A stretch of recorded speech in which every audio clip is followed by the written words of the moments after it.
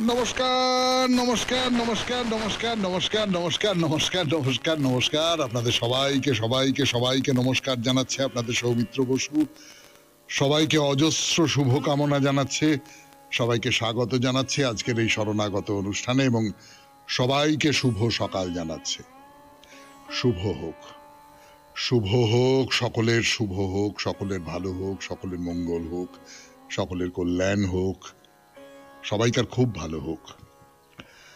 আজ স্বামী স্বরূপাচার্যের আবির্ভাব তিথি। বেণীমাধবশীলের পঞ্জিকা অনুযায়ী আজকের দিনটার কথা বলছি। আজকে 18ই জ্যৈষ্ঠ 1432, ইংরেজির 2রা জুন 2025, সোমবার। আজ সপ্তমী। সূর্যোদয়ের সময় ভোর 4:56, সূর্যাস্তের সময় সন্ধে 6:15। নক্ষত্র মঘা। আজকে জন্মে সিংহ রাশি, ক্ষত্রিয় বর্ণ, রাক্ষসগণ। রাত্রি 2:42 গতে নরগণ। আমাদের হোয়াটসঅ্যাপে চিঠি পাঠাবার নাম্বার 9831922927। চিঠির গোড়ায় অতি অবশ্যই SG লিখতে হবে। এবার আজকের অনুষ্ঠান সম্পর্কে বলি। প্রথমত পুরাণ চিরন্তন, কিন্তু পুরাণ চিরন্তনে আমরা অনেক দিন ধরে দীক্ষা নিয়ে কথা বলেছি, নানান ধরনের দীক্ষা নিয়ে কথা বলেছি। তার মধ্যে কোনো কোনো কথা বেশ জটিল দিকে চলে গেছে। মানে দীক্ষা বলতে আমরা সাধারণভাবে যা বুঝি, আমাদের চারপাশে যে ধরুন আমরা অনেকেই দীক্ষা নিয়েছি, এখানে ওখানে সব দীক্ষা নিয়েছি, কোনো না কোনো ধর্ম প্রতিষ্ঠানে দীক্ষা নিয়েছি, মহারাজ দীক্ষা দিয়েছেন, পৈতে নেবার সময় দীক্ষা নিতে হয়, এগুলো তো আমরা জানি, মানে এইটুকুই জানতাম। তার বাইরে দীক্ষার যে কত ধরন আছে, দীক্ষার যে কত গভীরতম তাৎপর্য রয়েছে, সেইগুলো সম্পর্কে আমরা খুব হয়তো অবহিত ছিলাম না, সবাই খুব অবহিত ছিলাম না। তাই নিয়ে কিছু কথাবার্তা বলা গেল। আজকে আবার নতুন আরেকটি বিষয় নিয়ে কথা শুরু করব। সেই বিষয়টিও খুব আমরা জানি, কিন্তু হয়তো এতটা গভীরভাবে জানি না। পুত্র নিয়ে কথা বলবো 92.7 বিগ FM এর শরণাগত অনুষ্ঠানে, পুরাণ চিরন্তনে পুত্র নিয়ে কথা শুরু করব বলাই ভালো। তারপরে চলে যাব স্বামী বিবেকানন্দের কর্মজীবনে বেদান্ত, এই প্রবন্ধটা পাঠে যতটা পড়েছিলাম তারপর থেকে পড়ে শোনাবো। তারপর ঠাকুর শ্রী রামকৃষ্ণ পরমহংসদেবের কথামৃত থেকে পাঠ করব স্বামী গোকুলানন্দজির রচনা থেকে, মানসিক চাপ জয় করবার উপায়। আপনাদের চিঠিপত্র পড়ব এবং তারপরে বাইরে দূরে। 92.7 বিগ FM এ শরণাগত অনুষ্ঠান শুনছেন। আমি আছি আপনাদের সঙ্গে, আপনাদের সৌমিত্র বসু। ফিরে আসছি গানের পর পুরাণ চিরন্তন নিয়ে, বিষয় পুত্র। 92.7 বিগ FM এ শরণাগত অনুষ্ঠানে এখন পুরাণ চিরন্তন। পুরাণ চিরন্তনে পুত্র নিয়ে কথা বলবো। পুত্র, ছেলে।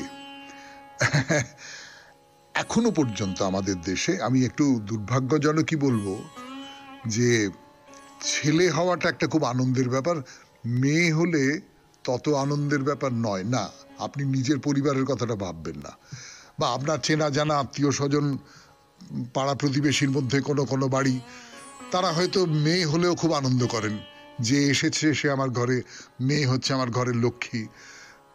আর একটা অন্য ব্যাপারও থাকে, সেটা হয়তো একটু ছেলে মানুষই ভাবনা, যে মেয়ে বেশ আমার, তাকে খুব সাজাবো গোজাবো, তাকে অনেক পোশাক কিনে দেবো, এইসব থাকে। কিন্তু এখনো পর্যন্ত খুব দুর্ভাগ্যজনকভাবে আমাদের এইরকম একটা ধারণা আছে যে ছেলে হলে ভালো। এবং আর একটা কথাও আমরা জানি, তার যুক্তি হিসেবে আমরা হয়তো জানি যে পুত নামক নরক থেকে ত্রাণ করে বলে পুত্র। তার মানে পুত্র সন্তান নরক থেকে ত্রাণ করে, কন্যা সন্তান নয়।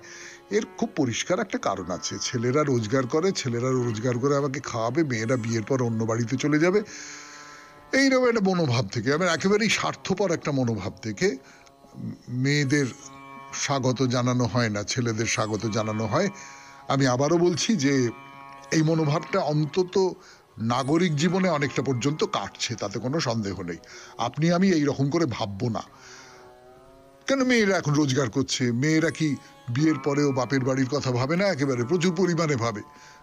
আমার গিন্নিকেই তো দেখেছি আমি। কাজী ওই রকমটা ভেবে খুব লাভ নেই। কিন্তু আমরা কথা বলতে বসেছি পুরাণের ভাবনায়, পুত্র নিয়ে। তো এই যে পুত্র সন্তান লাভ করাটা খুব সৌভাগ্যজনক। এইটা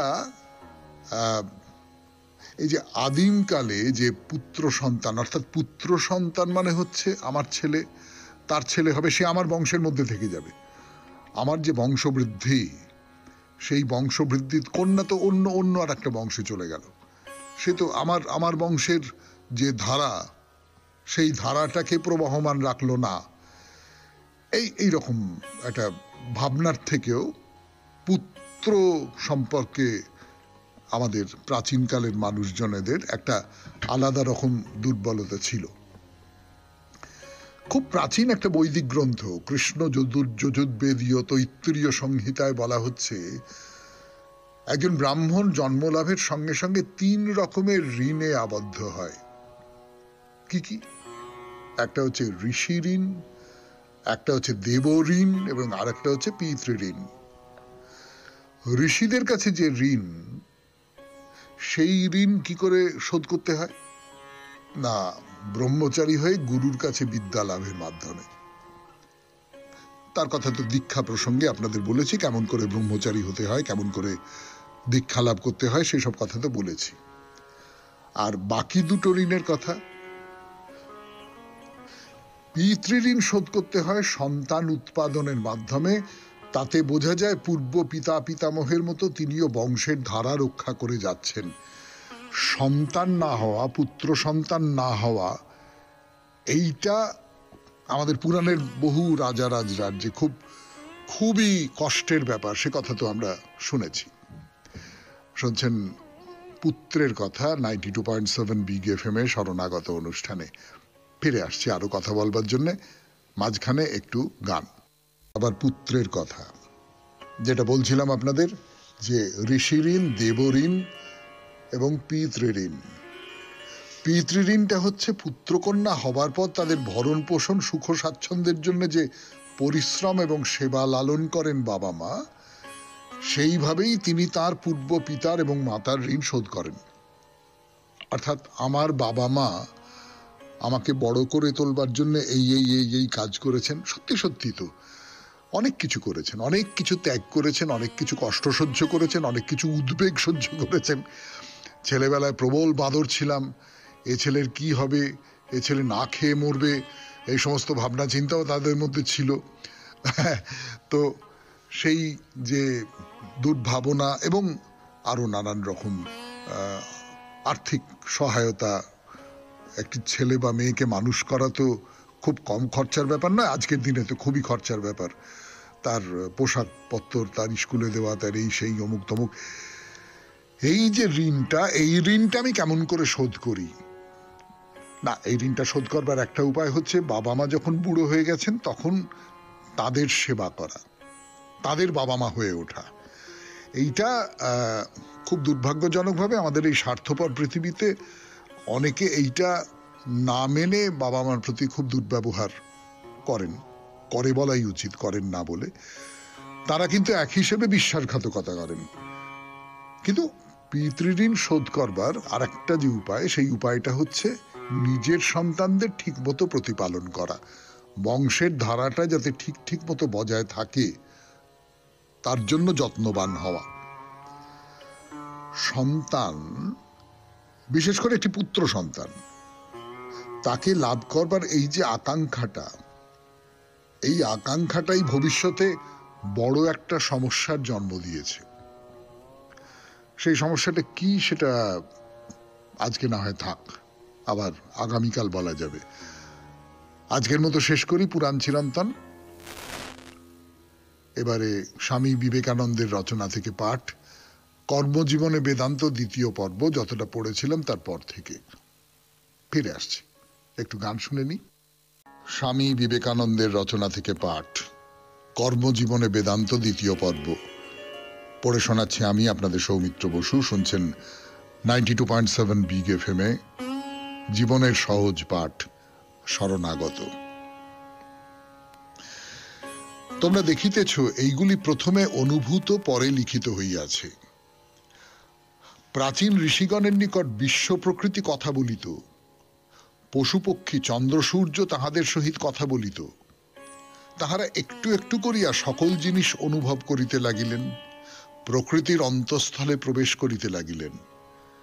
তাহারা চিন্তার দ্বারা বা বিচার দ্বারা উহা লাভ করেন নাই, কিংবা আধুনিক কালের প্রথা অনুযায়ী অপরের মস্তিষ্ক প্রসূত কতকগুলি বিষয় সংগ্রহ করিয়া একখানি গ্রন্থ প্রণয়ন করেন নাই, অথবা আমি যেমন তাহাদেরই একখানি গ্রন্থ লইয়া সুদীর্ঘ বক্তৃতা করিয়া থাকি তাহাও করেন নাই। তাহাদিগকে সত্য আবিষ্কার করিতে হইয়াছিল। অভ্যাসই ইহার সাধন ছিল, আর চিরকালই এরূপ থাকিবে। ধর্ম চিরকালই ব্যবহারিক বিজ্ঞান রূপে থাকিবে। এমন ধর্ম কখনো ছিল না যাহা শুধু দেবতা তত্ত্বের উপর প্রতিষ্ঠিত, ওইরূপ ধর্ম কখনো থাকিবেও না। প্রথমে অভ্যাস, তারপর জ্ঞান।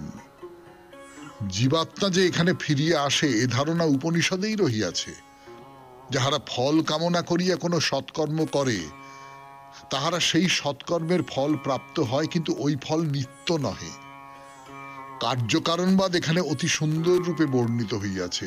কথিত হইয়াছে, কারণ অনুসারেই কার্য হইয়া থাকে, কারণ যাহা কার্য তাহাই হইবে। কারণ যখন অনিত্য তখন কার্যও অনিত্য হইবে, কারণ নিত্য হইলে কার্যও নিত্য হইবে।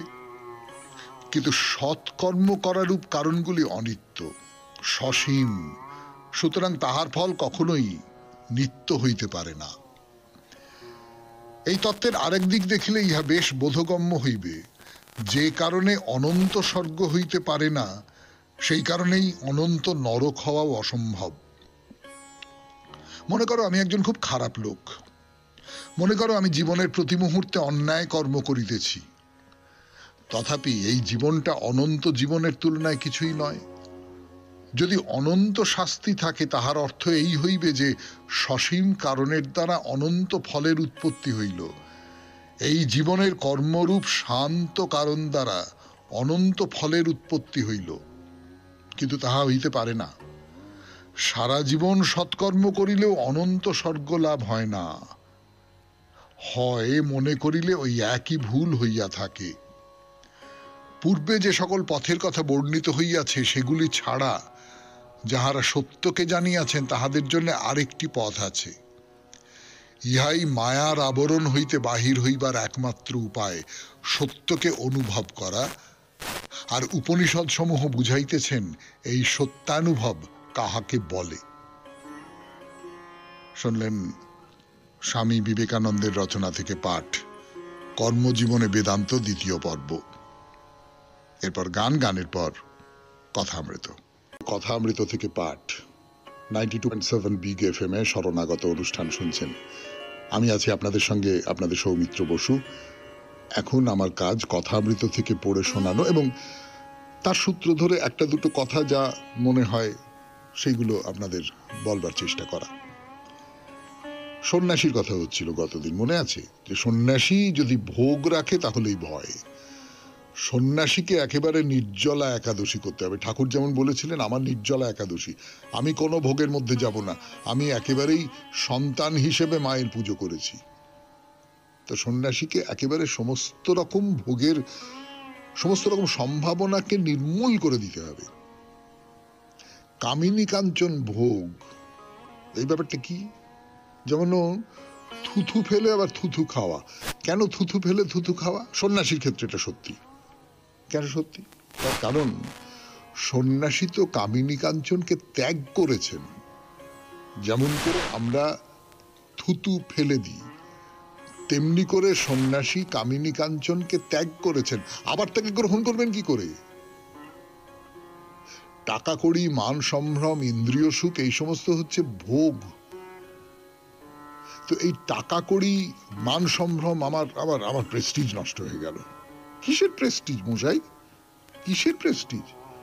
আপনি যদি ভেবে দেখেন তাহলে এই যে বিরাট বিশ্ব ব্রহ্মাণ্ড, তার মধ্যে ধূলিকণার চেয়েও ধূলিকণা হচ্ছেন আপনি, তা আপনার প্রেস্টিজ। কিসের ইন্দ্রিয় সুখ? কদিনের জন্য ইন্দ্রিয় সুখ? টাকা পয়সা কদিনের জন্য টাকা পয়সা? আজকে আপনার টাকা পয়সা আছে, দুদিন বাদে ফতুর হয়ে গেলেন। আজকে আপনি ভোগ করতে পারছেন, দুদিন বাদে আপনার শরীর এমন হয়ে গেল যে আপনি কিছু করতেই পারছেন না, কোনো ভোগের মধ্যেই নেই, আপনি করতে পারবেন না, অপারগ। এই সমস্তটাই তো অনিত্য। সন্ন্যাসী এইটা এইরকম করে মনে রাখেন, মনে রাখতে হয় তাকে। এবং সেই কারণেই আমাদের দেখুন, আমাদের শরীর, আমাদের যে মন, প্রকৃতি, এই সমস্ত তো একটা দাবি আছে, একেবারে জান্তব কতকগুলো দাবি আছে। মানুষ তো আসলে জন্তুই। সেই যে জান্তব যে দাবিগুলো, সেই দাবিগুলোকে একেবারে নির্মূল করা যাবে না, কোনোভাবেই যাবে না, তাহলে শরীর নষ্ট হয়ে যাবে, শরীর চলে যাবে। কিন্তু যেটা করা যেতে পারে, এই যে জান্তব দাবিগুলো যাতে জাগ্রত না হয়ে উঠতে পারে, তার একটা ব্যবস্থা তো করতে হবে। সেই ব্যবস্থাটা কি? ঠাকুর বলছেন, সন্ন্যাসীর ভক্ত স্ত্রীলোকের সঙ্গে বসা বা আলাপ করাও ভালো নয়। নিজেরও ক্ষতি আর অন্য লোকেরও ক্ষতি। নিজের ক্ষতি কেন, সে তো বুঝতেই পারছেন। যে সাধনার পথ ধরে আপনি এগোচ্ছেন, সেই সাধনা থেকে আপনি ভ্রষ্ট হলেন। আর অন্য লোকেরও ক্ষতি নানান দিক থেকে। তার মধ্যে একটা দিক তো নিশ্চয়ই এই যে সন্ন্যাসী সম্পর্কে, সর্বত্যাগী সন্ন্যাসী সম্পর্কে মানুষের মনের ভেতরে একটা বিশ্বাস আছে, একটা সম্ভ্রম আছে। সেই বিশ্বাস বা সেই সম্ভ্রম, সেইটা নষ্ট হয়ে যাওয়াটা সমাজের পক্ষে ভালো না। যারা আমাদের সম্মাননীয়, যারা আমাদের শ্রদ্ধেয়, তাদের প্রতি আমাদের সেই শ্রদ্ধা ভেঙে যাওয়ার যে চেহারা আজকের সমাজে আমরা দেখতে পাচ্ছি, সেটা কি ভালো? শুনছেন কথামৃত থেকে পাঠ, 92.7 বিগ এফএম এ শরণাগত অনুষ্ঠানে। একটু গান শুনবো, তারপরে আরো পাঠ। শেষ কথা শুরু 92.7 বিগ এফএম এ শরণাগত অনুষ্ঠান শুনছেন কথামৃত থেকে পাঠ। তো ঠাকুর কি বলছেন? সন্ন্যাসীর দিক থেকে বলছেন, এবং সেই সূত্র ধরে হয়তো গৃহী মানুষের দিক থেকেও এর কিছু কিছু কথা চুইয়ে এসে পড়ছে। বলছেন যে মেয়েদের সঙ্গে বসা, কি বেশিক্ষণ আলাপ, তাকেও রমণ বলেছে। কি সাংঘাতিক কথা! রমণ বলতে আমরা যেটা বুঝি, ঠাকুর বলছেন যে মেয়েদের সঙ্গে বসা, বেশিক্ষণ আলাপ করা, তাকেও একরকম করে রমণ বলা যাবে বলে বলছেন রমণ 8 রকমের। মেয়েদের কথা শুনেছি, শুনতে শুনতে আনন্দ হচ্ছে, এটা এক রকমের রমণ। অর্থাৎ আমার ভালো লাগা, আমার এক ধরনের একটা ইন্দ্রিয় সুখ হচ্ছে। মেয়েদের কথা বলছি, কীর্তনম, এটা আর এক রকমের রমণ। বলতে বলতে আমার ইন্দ্রিয় সুখ হচ্ছে। মেয়েদের সঙ্গে নির্জনে চুপি চুপি কথা করছি, এটা আর এক রকম। মেয়েদের কোনো জিনিস কাছে রেখে দিয়েছি, আনন্দ হচ্ছে, আর এক রকম। স্পর্শ করা এক রকম। তাই গুরুপত্নী যুবতী হলে পাদস্পর্শ করতে নেই, সন্ন্যাসীদের এইসব নিয়ম। তাহলে যে কোনো ভাবে হোক নারী সংসর্গ, নারীর সঙ্গে সম্পর্ক, এগুলো করা যাবে না। সন্ন্যাসীদের ক্ষেত্রে এই নিয়মটা পালন করতে হবে। মানে মনে মনেও ভাবা যাবে না, মনে মনেও তার কোনো একটা জিনিস রেখে আমি একটা আনন্দ পেলাম, সেইটুকুও করা যাবে না।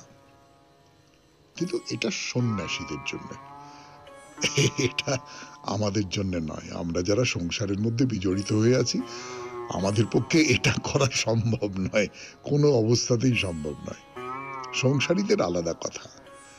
কিন্তু সংসারীদের ক্ষেত্রে কি, 2-1টি ছেলে হলে ভাই ভগ্নির মতো থাকবে, তাদের অন্য 7 রকম রমণে তত দোষ নেই। অর্থাৎ 2-1টি ছেলেপুলে হলে সেইটা হচ্ছে প্রকৃতির দাবি, মানব সমাজের দাবি। তা না হলে তো মানব সমাজ থমকে যাবে। এই দাবিটুকু তুমি পূরণ করে দাও, এইটা তোমার ডিউটি, এরপরে আর এর মধ্যে যেও না। এবং অন্যান্য যেগুলো আছে, যেগুলো ধরা যাক মেয়েদের কথা বলা, মেয়েদের কথা শোনা, এইগুলোতে তত দোষ নেই।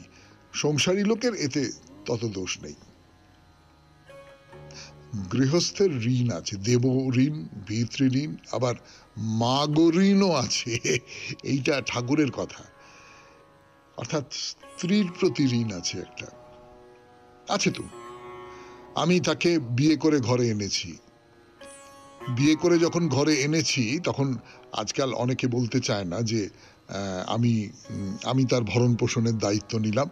না, নয়, বলা উচিত নয় হয়তো। হ্যাঁ, স্ত্রীও তো স্বামীর ভরণ পোষণের দায়িত্ব নিতে পারে, দুজনে মিলে পার্টনার হিসেবে তো একটা সংসার চালাতে পারে, সেসব ঠিক আছে।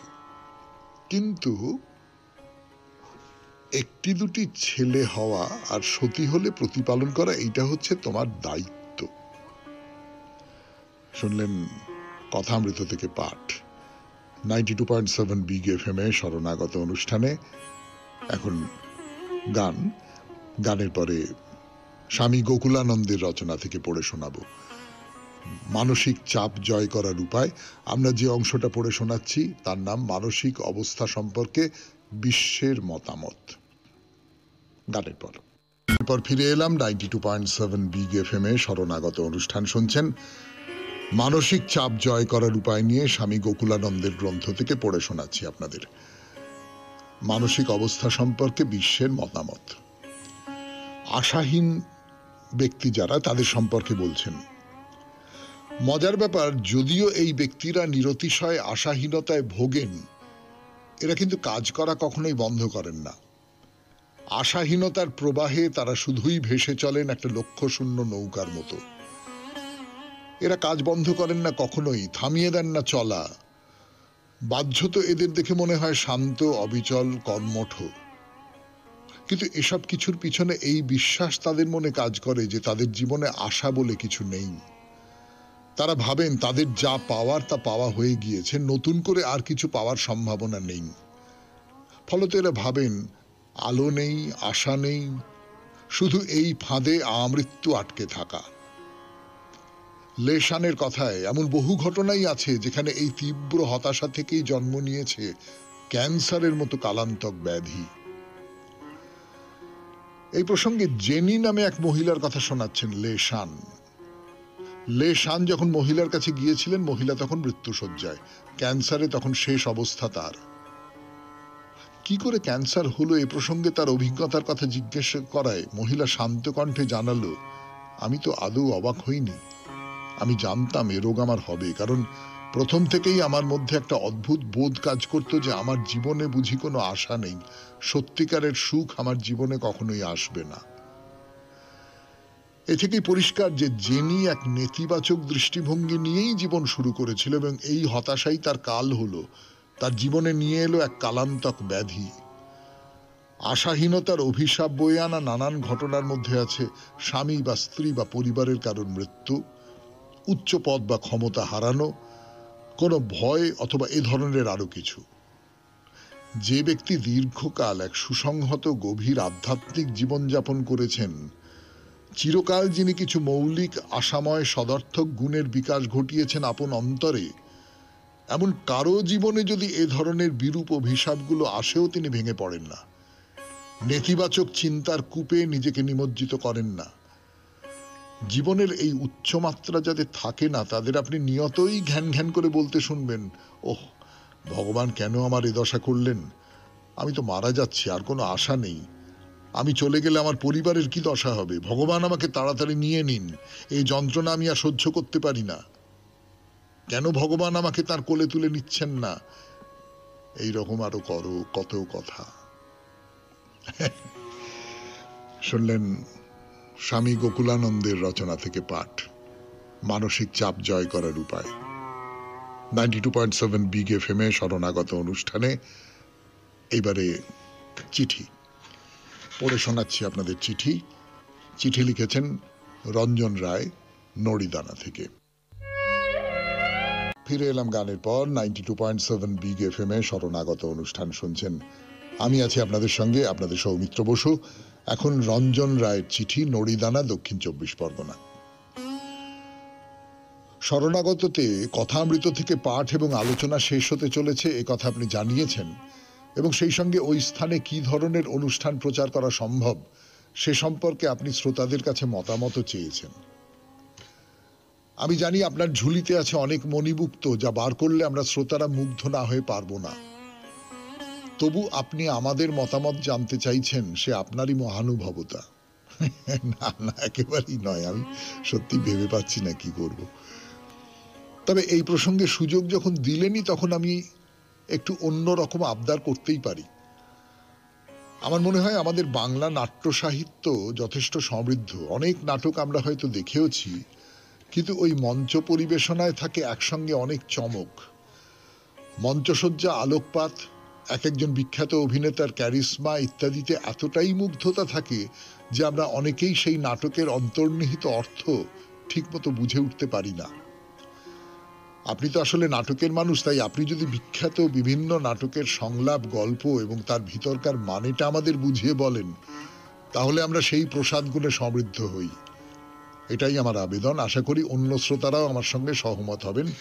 ধন্যবাদান্তে রঞ্জন রায়, নড়িদানা, দক্ষিণ 24 পরগনা। না রঞ্জন বাবু, অন্য শ্রোতারা সহমত হবেন না। আসলে আমি একটা সময় এই কথাটা খুব বলতাম যে চিঠি লিখুন, যে কোনো বিষয় নিয়ে চিঠি লিখুন, কিন্তু তার সঙ্গে যেন শরণাগতের যে মেজাজ, তার একটা সম্পর্ক থাকে। শরণাগতের যে মেজাজ, তার সঙ্গে আপনি যে প্রস্তাবটা রাখছেন সেইটা যায় না। তার ফলে আমি বুঝতে পারছি আপনি খুব নাট্যপ্রিয় মানুষ এবং এ ব্যাপারে আপনার খুব কৌতূহল আছে।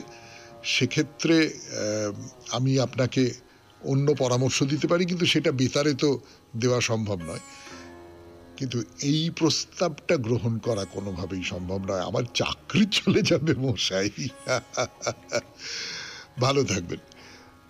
92.7 বিগ এফএম এ শরণাগত অনুষ্ঠানে এইবারে বাইরে দূরে ফিরে আসছে গানের পর এবার বাইরে দূরে 92.7 বিগ এফএম এ শরণাগত অনুষ্ঠান শুনতে বসেছেন আপনারা।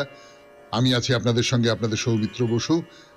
এখন বাইরে দূরে আমরা আপাতত আছি কালিম্পংয়ে মঙ্গলধাম, এই যে ধর্মস্থান, সেই ধর্মস্থান, সেখানকার কথা বলছি আপনাদের। তো বলছিলাম একেবারে শুরুতেই একটা বড় ফ্রেমে বাঁধানো একটা ছবি বলবো না, একটা বাণী। সে বাণীটা প্রায় ওপর থেকে নিচে পর্যন্ত অনেকখানি বড় একটা ফ্রেমে বাঁধিয়ে রেখে দেওয়া হয়েছে, ইংরেজিতে লেখা একটা বাণী। সে বাণীটা ওই মঙ্গল দাসজির বাণী।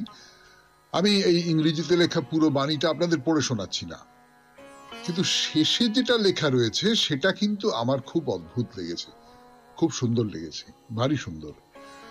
শেষে এই মঙ্গল দাসজি তার কিছু কথা বলেছেন, এমনি সাধারণভাবে ধর্মের কথা। সে কথাগুলো যে আমাদের অজানা এমনটা নয়, তাই বলছি না, কিন্তু শেষে সকলকে প্রণাম জানাচ্ছেন। এটা একটা অদ্ভুত যে একজন সন্ত তিনি সকলকে প্রণাম জানাচ্ছেন। এই প্রসঙ্গে আপনাদের আমার একটা অস্বস্তির কথা একটু বলি, সত্যি সত্যি খুব অস্বস্তি হয় আর কি। সেটা হচ্ছে যে আমাকে খুব স্নেহ করেন রামকৃষ্ণ মিশনের একজন সাধু মানুষ, খুব বড় পদে আছেন তিনি। তো তিনি, তার সঙ্গে আমার মাঝে মাঝে সাক্ষাৎ হয় বা টেলিফোনে কথাবার্তা ইত্যাদি ইত্যাদি হয়। হ্যাঁ, আমি তার চেয়ে বেশি দিন আগে পৃথিবীতে এসেছি, বয়সে বড় বলতে এইটা বোঝায়, হয়তো আমি তার থেকে বেশি দিন আগে। কিন্তু তিনি সমস্ত কিছু শেষে, সাক্ষাতের শেষে বা যখন টেলিফোনে কথাবার্তা হয় তার শেষে আমাকে প্রণাম জানান। এটা যে আমার পক্ষে কি অস্বস্তিকর আমি কি বলবো। কিন্তু এই যে একজন সাধু মানুষ, একজন সন্ত মানুষ, তার একটা বিনয়, তার একটা নিজেকে নম্র রাখা, মঙ্গলদাসজির এই যে বাণীটা, এটা পড়ে আমার সেই কথাটা মনে পড়ে গেল। তো বলি যে বেশ বেশ লম্বা একটা ঘর, খুব লম্বা একটা ঘর, সমস্তটা লাল কার্পেটে মোড়া। ঘরে ঠিক মাঝখানে একটা খাটের মতন বা সিংহাসন বলতে পারেন, একটা চৌকি পাতা ধরুন। চৌকিতে 4টে দণ্ড আছে। হ্যাঁ, চৌকি খাটের ছত্রির মতন 4টে দণ্ড আছে, খুব কারুকাজ করা 4টে দণ্ড। সেই যে দণ্ডের ওপর একটা চাঁদোয়া রয়েছে, তাহলে সেটা একটা সিংহাসনের মতো হয়ে দাঁড়ালো না? সেই চৌকির সামনে একটা আসনের মতন করে রাখা আছে, এবং ওই যে চৌকির ওপরটা একটা শয্যা, সুন্দর করে পাতা একটা শয্যা, তার মধ্যে তাকিয়া আছে, তার মধ্যে ভালো করে বিছানার মতন করে দেওয়া আছে, খুবই দামি সমস্ত কাপড় টাপড় দিয়ে, এবং সেই শয্যায় মঙ্গলদাসজির একটি ছবি আছে, ছবিতে মালা পরানো, ব্যাস, আর গোটা ঘরে আর কিচ্ছু নেই। এটি বুঝতেই পাচ্ছেন আপনারা, মঙ্গলদাসজিকে প্রণাম নিবেদন করবার ক্ষেত্র। নিস্তব্ধ সেই ঘর আপনার মনের মধ্যে একটা শান্তির বাতাস ছড়িয়ে দেবে। শোনাচ্ছি মঙ্গলদাসজির যে ধাম, মঙ্গল ধাম, তার কথা কালিম্পংয়ে 92.7 বিগ FM এ শরণাগত অনুষ্ঠানে। আরো কথা বলবার জন্য ফিরে আসছি, একটু গান শুনে নি। বলছিলাম যে এই যে খাটের উপর বা সিংহাসনের উপর যে ছবিটা রাখা রয়েছে, সেই ছবিটার যে রূপ, সেই রূপটা কিন্তু ওই বাইরে ফ্রেমে বাঁধানো মঙ্গলদাসজির বাণীর সঙ্গে যে ছবিটা রয়েছে তার থেকে আলাদা। বাইরে যে ছবিটা রয়েছে সেই ছবিটা যেন পরিব্রাজকের মতন, হাতে লাঠি রয়েছে, মাথায় টুপি রয়েছে, কোথাও যেন যাচ্ছেন, এরকম একটা ছবি। আর এখানেও একটা ফ্রেম বন্দি ছবি আছে, গায়ে উত্তরীয়, কপালে বড় টিপ, স্মিত মুখে তাকিয়ে আছেন আপনার দিকে, যেন আশীর্বাদ করছেন, এইরকম একটা ছবি। পুরো দেহের ছবি নয়, ওই হাফভার্স যেটাকে বলে, অর্থাৎ বুক পর্যন্ত ছবি। তো যাই হোক, মঙ্গলদাসজির ছবি দেখা হলো বাইরে এবং ভেতরে। তারপরে পার হয়ে এইবার আমরা মূল মন্দিরের মধ্যে প্রবেশ করলাম। বিশাল মন্দির, বিশাল মন্দির, সে কথা তো আগেই বলেছি আপনাদের। ভেতরে ঢুকলে বুঝতে পারা যায় যে একটা বিশাল এলাকা জুড়ে এই মন্দির এবং অসামান্য সমস্ত অলঙ্করণ। এটা যেটাকে বলে প্রেয়ার হল, একেবারে শুরুতেই সেইটা দেখি, ভেতরের দেওয়ালে দেওয়ালে অসামান্য সমস্ত ছবি। প্রেয়ার হলে উপাসনা করা হয় শ্রীকৃষ্ণের, শ্রীকৃষ্ণই তো এই মন্দিরের মূল দেবতা। এবং শ্রীকৃষ্ণের মূর্তি, শ্রীকৃষ্ণকে কেমন করে রাখা হয়েছে, অন্য কাদের কাদের মূর্তি আছে, সেগুলো নিশ্চয়ই দেখব। কিন্তু আপাতত আমরা মন্দিরের যে দেওয়াল, মানে যেখানে মূর্তিগুলো রাখা রয়েছে তার বাইরের যে দেওয়াল, সেই সব দেওয়ালের দিকে তাকাই। তাকালে একেবারে স্তব্ধ হয়ে যাবে না, সেই জন্যই তাহাতে বলছি আপনাদের। আরে ঝকঝকে মেঝে, তাতে কার্পেট পাতা আছে, বিশাল বড় বড় জানলা, সেখান দিয়ে এবারে হই হই করে বাইরের আলো ভেতরে আসছে। শুধু আলো আসছে না, বাইরেটা দেখতে পাচ্ছেন তো আপনি, এবং বাইরেটা বড় সুন্দর, গাছপালা গাছপালা দিয়ে ভর্তি, একেবারে বাইরেটা খুব সুন্দর। ওই যে বলছিলাম না জানলা আছে, সেই জানলারই মাপের সব এক একটা করে ওই গ্যালারির মতন করে দেওয়া আছে। সেখানে কৃষ্ণের মানব লীলার নানান রকমের সব আখ্যান, মূর্তি সাজিয়ে রাখা হয়েছে। এবং সেই সমস্ত মূর্তি দেখতে দেখতে বুঝতে পারলাম যে শ্রীকৃষ্ণের সব কাহিনী আমি জানি না, মানে আমরা হয়তো অনেকেই জানি না। এটা বলাই যায়, তাতে লজ্জার কিছু নেই। তার কারণ এই শ্রীকৃষ্ণের কাহিনী যে কেবলমাত্র আমরা যে মহাভারতটা পড়ি, জানি, আমাদের বাড়িতে যে মহাভারত থাকে, কেবল সেই মহাভারতেই আছে এমন তো নয়।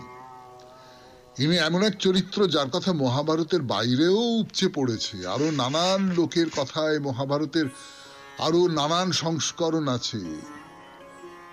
মানে যেটা আমি বারবার করে বলবার চেষ্টা করি, যে যারা বলেন না যে রামায়ণ একটাই, মহাভারত একটাই, সম্পূর্ণ ভুল কথা বলেন, অনৈতিহাসিক কথা বলেন।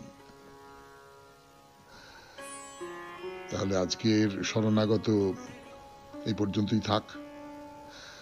আমাদের হোয়াটসঅ্যাপে চিঠি পাঠাবার নাম্বার 9831922927। চিঠির গোড়ায় অতি অবশ্যই SG লিখতে হবে। এইবার তাহলে কবিতা। রবীন্দ্রনাথের কবিতা দিয়ে শেষ করছি আজকে শরণাগত। শেষ সপ্তকের ৩৯ সংখ্যক কবিতা। ওরা এসে আমাকে বলে, কবি, মৃত্যুর কথা শুনতে চাই তোমার মুখে। আমি বলি, মৃত্যু যে আমার অন্তরঙ্গ, জড়িয়ে আছে আমার দেহের সকল তন্তু। তার ছন্দ আমার হৃদস্পন্দনে, আমার রক্তে তার আনন্দের প্রবাহ। বলছে সে, চলো চলো চলো, বোঝা ফেলতে ফেলতে, চলো মরতে মরতে নিমেষে নিমেষে, আমারই টানে আমারই বেগে। বলছে, চুপ করে বসো যদি, যা কিছু আছে সমস্তকে আঁকড়িয়ে ধরে, তবে দেখবে তোমার জগতে ফুল গেল বাসি হয়ে, পাঁক দেখা দিল শুকনো নদীতে, ম্লান হলো তোমার তারার আলো। বলছে, থেমো না থেমো না, পিছন ফিরে তাকিও না, পেরিয়ে যাও পুরনোকে, জীর্ণকে, ক্লান্তকে, অচলকে। আমি মৃত্যু রাখাল, সৃষ্টিকে চড়িয়ে চড়িয়ে নিয়ে চলেছি যুগ হতে যুগান্তরে নব নব চারণ ক্ষেত্রে। যখন বইল জীবনের ধারা, আমি এসেছি তার পিছনে পিছনে, দিনই তাকে কোনো গর্তে আটক থাকতে। তীরের বাঁধন কাটিয়ে কাটিয়ে ডাক দিয়ে নিয়ে গেছি মহাসমুদ্রে, সে সমুদ্র আমি। বর্তমান চায় বর্তিয়ে থাকতে, সে চাপাতে চায় তার সব বোঝা তোমার মাথায়। বর্তমান গিলে ফেলতে চায় তোমার সবকিছু আপন জঠরে। তারপরে অবিচল থাকতে চায় আকণ্ঠপূর্ণ দানবের মতো জাগরণহীন নিদ্রায়। তাকেই বলে প্রলয়। এই অনন্ত অচঞ্চল বর্তমানের হাত থেকে আমি সৃষ্টিকে পরিত্রাণ করতে এসেছি অন্তহীন নব নব অনাগতে।